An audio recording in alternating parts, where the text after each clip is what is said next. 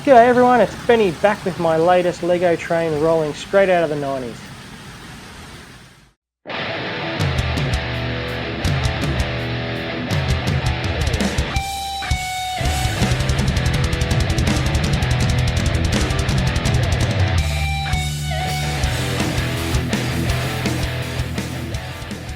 So this set will probably look quite familiar to anyone who was into Lego trains in the early 90s like me. I owned two train sets around that time. One was a little red diesel cargo train and the other was the Metroliner passenger set 4558.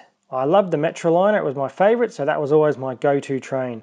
I know I gave my little cousin my red diesel at some stage, but I cannot for the life of me remember what happened to my Metroliner. Anyway, fast forward back to this year and I knew I wanted the Metroliner back in my new city layout, but finding one in an acceptable condition for my standards was proving a far too expensive endeavour, especially when taking into account having to make one of my lines entirely out of 9-volt tracks, and I have none to begin with. I could have converted the Metroliner to power functions, but that wouldn't have suited my OCD of having it remain classic, and I might as well have made a mock anyway.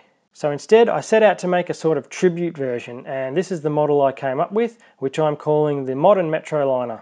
Boring, I know. The front of the control cars have the most physical design change from the originals, combining the old Metroliner top half nose and windscreen with a more recent lower section commonly found on the newer cargo trains. I still think anybody who is familiar with the look will recognise the Metroliner style. I really wanted the 3 colour band to go uninterrupted along the entire train, and thankfully I was able to do it. I did substitute in the darker blue to help it fit better with the dark grey base and be a little more classy or royal. The original train was mostly light grey, but on mine you can obviously see the top half is black, and I think it looks very striking and modern.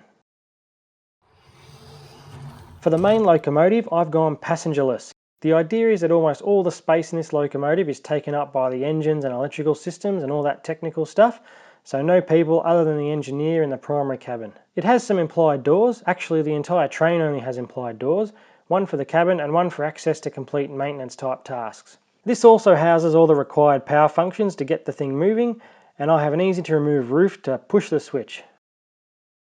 At the opposite end of the train we have a combined secondary cabin and passenger car. In cases where the train gets to the end of the line, the engineer would swap control to this cabin and drive the train back the other way. In reality this won't happen on my layout because the lines are a full circuit with no end.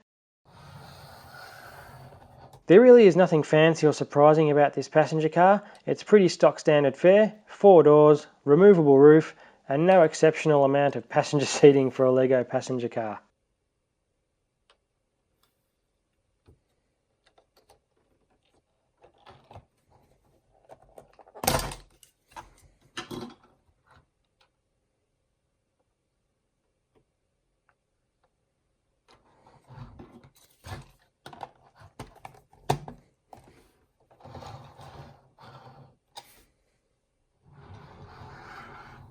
The reason this exists is because I knew I had a spare 34 long split level train base, not assigned to do anything, so I thought why not design and make a combined luggage and passenger car. It takes a lot of inspiration from the original set 4547 Metroliner club car, but if I do remake that set there's a few techniques and parts combinations that I still have to work out before I'll be happy with it. So this is what I have now and I'm happy with it and I won't be getting rid of it even if I build a more traditional club car. Obviously the baggage or other cargo goes through these doors into the hold, and up above is again a pretty standard passenger seating area with just a couple more spaces than the other passenger car. This car would be more relevant on longer journeys rather than inner city trips, but it helps make the train look less repetitive than something like the high-speed passenger train.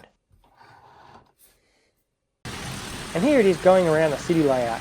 This one will be servicing the middle line because it's a track where I can see it often from where I sit and has a bit further to travel than the innermost line, so I can enjoy a few extra turns.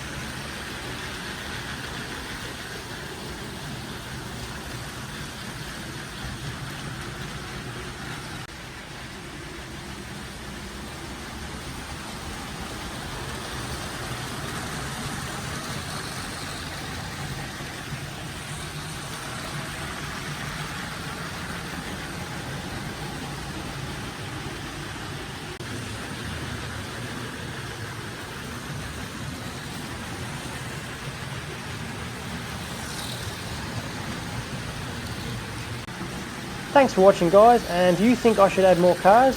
Maybe another of the smaller passenger cars, or do you reckon it's pretty good as it is? Drop a comment and tell me what you think.